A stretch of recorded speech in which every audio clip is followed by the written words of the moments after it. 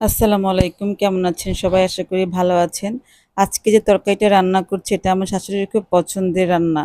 মানে পছন্দের খাবার। তো কড়াইতে তেল দিয়ে ২ টা পেঁয়াজ কুচি করে একটু হালকা ভাজা হয়ে গেলে টমেটো দিয়ে দিলাম আর কাঁচামরিচ দিয়ে দিলাম। এটা টমেটোর বদলে আপনি অন্য যেকোনো সবজিই দিতে পারবেন। এরপরে দিয়ে দিলাম পরিমাণ মতো লবণ আর পরিমাণ মতো হলুদ। হলুদ, লবণ দেওয়ার পরে আমি কিছুক্ষণ টমেটোটাকে একটু নাড়াচাড়া দিব। এই তরকারিটা রান্না করতে ১০ মিনিটও লাগে না। বিশ্বাস করেন একবার ট্রাই করে দেখেন। তো আমি যেহেতু একটু কষাচ্ছি অল্প একটু পানি দিয়ে নিলাম কারণ এটা শুকিয়ে আসছে। এখন আমি এই টমেটোটাকে কিছুক্ষণ নাড়াচাড়া দিয়ে একটু কষিয়ে নিব। আর যেকোনো ছোট মাছ আপনি এভাবে রান্না করতে পারবেন এবং ছোট মাছটা আপনি কাঁচাই রান্না করবেন। এখানে আপনার ভাজা লাগবে না। তবে মাছটা অবশ্যই তাজা থাকতে হবে। তো আমি আজকে বেলে মাছ রান্না করতেছি। ৫ টা বেলে মাছ নিয়েছি একটু বড় সাইজেরই। লবণ হলুদ মাখিয়ে রেখেছিলাম। এখন টমেটোর মধ্যে দিয়ে একটু নাড়াচাড়া দিয়ে নিলাম। তো আমার একটু পানি দিয়েছিলাম। পানিটা যেই শুকিয়ে আসছে, তো এখন এটাতে আমি আসলে ঝোলের পানিটা দিয়ে দিব।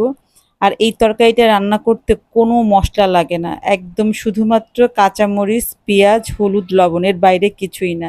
তো আমি এখন ঝোলের পানিটা দিয়ে দিলাম। বেলে মাছ যেহেতু নরম মাছ, সেজন্য আমি পানি একটু কম করেই দিলাম। আর না হলে মাছ বেশি একদম গলে যাবে সিদ্ধ হয়ে, তখন আর খেতে ভাল লাগবে না। সেজন্য আমি অল্প করে পানি দিয়ে এখানে আমি ঢেকে দিলাম কিছুক্ষণের জন্য। ৪-৫ মিনিট পরে যখন তরকারিতে বলক উঠে যাবে মানে জাল উঠে যাবে তখন ঢাকনাটা সরিয়ে নিলাম। এখন আমি একটু নাড়াচাড়া দিয়ে এখানে আমি দিয়ে দিব হচ্ছে ধনেপাতা। এখন এই তরকারিটাতে ধনেপাতা দিলেই ভাল লাগে। ধনেপাতা ছাড়াও করতে পারেন, তবে ধনেপাতা দিলেই বেশি ভাল লাগে। এখন ধনেপাতা দিয়ে দিলাম।